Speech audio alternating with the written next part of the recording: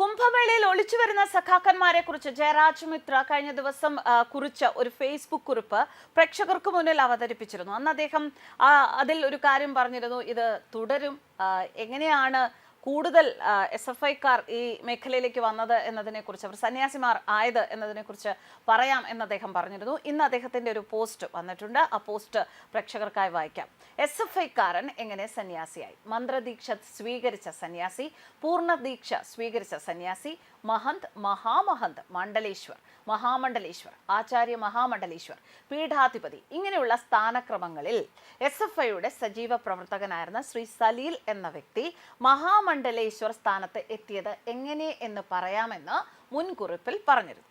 SFIയുടെ ദില്ലി കേന്ദ്ര കമ്മിറ്റി അംഗമായിരുന്ന അഖില വിമൽ ഗുരുവായൂർ ശ്രീ അഭിനവ ബാലാനന്ദ ഭൈരവനെ കണ്ടെത്തുന്നു.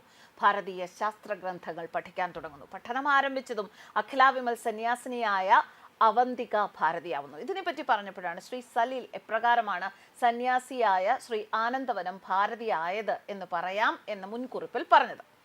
ശ്രീ സലീൽ SFIയിൽ സജീവ പ്രവർത്തനം നടത്തിയിരുന്ന കാലം. വിപ്ലവത്തിന് വളക്കൂറുള്ള തൃശ്ശൂരിലെ കേരളവർമ്മയുടെ മണ്ണ് തല്ലും പിടിയും ബഹളങ്ങളും സ്വാഭാവികം. എന്നാൽ ഇത്തവണ കാര്യങ്ങൾ കൈവിട്ടുപോയി. പോലീസും SFIക്കാരെ പോലെ തന്നെ ഇത്തിരി ഗൗരവത്തിലാണ്. സമരം കത്തിപ്പടരുകയാണ്. സമര നേതാക്കളെ കണ്ടാൽ പോലീസ് പിടിക്കും, പിടിച്ചാൽ അകത്തിടും.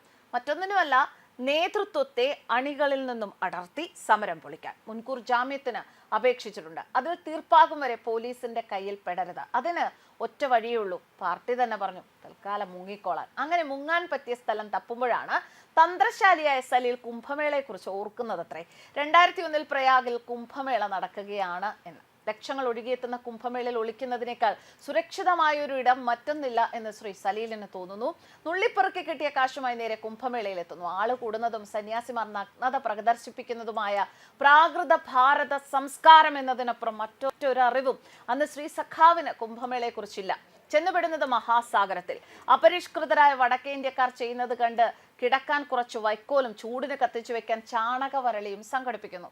തണുത്ത് ചാവാതിരിക്കാൻ അന്നേ ചാണകം ഒന്ന് തൊട്ടിട്ടുണ്ട് ഇദ്ദേഹം. അങ്ങനെ കുംഭമേളയിൽ ഒളിഞ്ഞു കഴിഞ്ഞ ആ കാലം, കുംഭമേളയിൽ അലഞ്ഞു നടന്ന ആ കാലം, എന്തൊരു സമാധാനം, എന്തൊരു തെളിച്ചം. നിന്ന ഭൂമിയുടെ പ്രത്യേകതയിൽ സഖാവ് ഉരുകി തുടങ്ങുകയാണ്. ചുറ്റും പടർന്നു നിന്ന സന്യാസി മഹാവൃക്ഷങ്ങളുടെ തണലിൽ കഴിഞ്ഞ നാളുകൾ ഉള്ളിൽ ഉറങ്ങിക്കിടന്ന പരമ്പരയെ തട്ടി ഉണർത്തി. മുതുമുത്തശ്ശനും മുത്തിമാരും വന്ന് മോനെ എന്ന അരുമയോടെ വിളിച്ചു. ഇറങ്ങിവ എന്ന് അവരുടെ വിളിയിൽ ഇളക്കം തട്ടിയ വിപ്ലവ പ്രതിഷ്ഠയുമായാണ് സലീൽ മേളയും നാട്ടിലെ കലാപവും തീർന്നു മടങ്ങുന്നത്. എന്നാൽ യഥാർത്ഥ കലാപം മനസ്സിൽ ആരംഭിച്ചിരുന്നു. ഇരിക്കപ്പുറതിയില്ല, ഇതല്ല ശരി എന്ന് തോന്നൽ, മറ്റെന്തോ തേടാനുണ്ട് എന്ന ദാഹം. അങ്ങനെ ഏതാനും വർഷങ്ങൾ കൂടി. ഇതിനിടെ കുംഭമേള എന്നത് ഒരാകർഷണമായി മനസ്സിൽ മാറുന്നു. ഇതെന്താണ് എന്നറിയാനുള്ള കൗതുകത്തിൽ നാസിക്കിൽ നടന്ന കുംഭമേളയിലും പ്രയാഗിൽ നടന്ന അർദ്ധ കുംഭമേളയിലും ഹരിദ്വാറിൽ നടന്ന കുംഭമേളയിലും പങ്കെടുത്തു. 2010 ഹരിദ്വാർ കുംഭമേള. ഇത്തവണ ഒളിഞ്ഞിരിക്കാനോ കറങ്ങി നടക്കാനോ അല്ല യാത്ര. കുംഭമേളയെക്കുറിച്ച്, ഉള്ളുടുക്കുകളെക്കുറിച്ച് കൂടുതൽ അറിയാൻ. അതിലലിഞ്ഞില്ലാത്തവൻ ഒന്നിൽ തൊട്ടാൽ അതിന്റെ അടപടലം മനസ്സിലാക്കി അടങ്ങും എന്ന ത്വര ജന്മനാൽ ഉള്ള സലീൽ ഈ സമയത്തിനുള്ളിൽ കുംഭമേള എന്താണെന്നും എന്തിനാണെന്നും മനസ്സിലാക്കി കഴിഞ്ഞിരുന്നു. സന്യാസ രീതികളെക്കുറിച്ചും ശങ്കരാചാര്യരുടെ ദശനാമി സമ്പ്രദായത്തെക്കുറിച്ചും വിശദമായി മനസ്സിലാക്കി. കുംഭമേള നടക്കുന്ന സമയത്തിന്റെ ജ്യോതിഷപ്രകാരമുള്ള പ്രാധാന്യം പഠിച്ചു.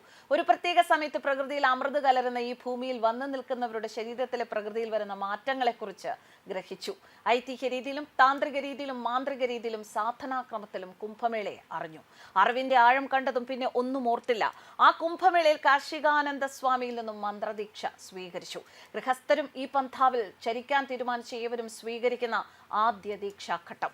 സ്വാമി ആനന്ദവനത്തിലേക്കുള്ള യാത്ര ഇവിടെ നിന്നും ആരംഭിക്കുകയാണ്. മുൻ സഖാക്കളെല്ലാം സഖാവ് സലീലിനെ തെറി വിളിച്ചു, ഒറ്റുകാരനെന്നും ഓന്തെന്നും വിളിച്ചു. കേരളവർമ്മയിലെ സഹമുറിയനായിരുന്ന പ്രവീണിനെ പോലെ സലീലിന്റെ മനസ്സ് തൊട്ട് അപൂർവം കുറച്ചു പേർ മാത്രം കൂടെ നിന്നു.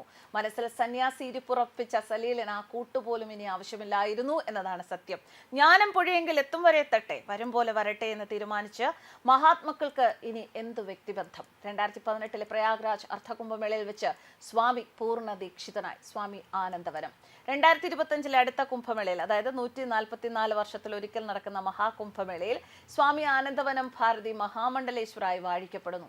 ചുരുങ്ങിയ സമയം കൊണ്ട് തന്നെ സന്യാസ സമൂഹത്തിന് ഇദ്ദേഹത്തിലെ ജ്ഞാന ജ്ഞാനവും കർമ്മതീക്ഷ്ണവുമായ തീപ്പൊരിയും ബോധ്യപ്പെട്ടു എന്ന് സാരം. ദക്ഷിണേന്ത്യയിൽ അഖാഡകളുടെ പ്രവർത്തനങ്ങൾ തുടങ്ങാനും അവയെ ഏകോപിപ്പിച്ച് കാര്യക്ഷമമാക്കാനും ഭാരതത്തിനു വേണ്ടി എല്ലാ രീതിയിലും ജീവിതം ഒഴിഞ്ഞുവെക്കാനും ഏൽപ്പിച്ചിരിക്കുകയാണ് സന്യാസി ഗുരുക്കൾ. സന്യാസിമാർക്ക് പച്ചവെള്ളം കൊടുക്കാത്ത കേരളത്തിൽ നിന്ന് തന്നെ ഒരു മഹാമണ്ഡലേശ്വർ, ഭാരതത്തെ ഭാരതമായി നിലനിർത്തിയ എന്നാൽ മലയാളി ബോധപൂർവം മറന്ന ആചാര്യനായ ശ്രീശങ്കരാചാര്യരുടെ നാട്ടിൽ നിന്നും ഒരു മഹാമണ്ഡലേശ്വർ. ഒളിഞ്ഞിരിക്കാനായി എത്തിപ്പെട്ട ഭൂമിക്ക് വരെ ഒരു വ്യക്തിയിൽ ഇപ്രകാരം മാറ്റം വരുത്താനാവുമെങ്കിൽ അന്വേഷിച്ച് ചെല്ലുന്നവരിൽ അത് എത്രമാത്രം പരിവർത്തനം നടത്തുമെന്ന് ഓരോരുത്തരും സ്വയം ചിന്തിക്കുക.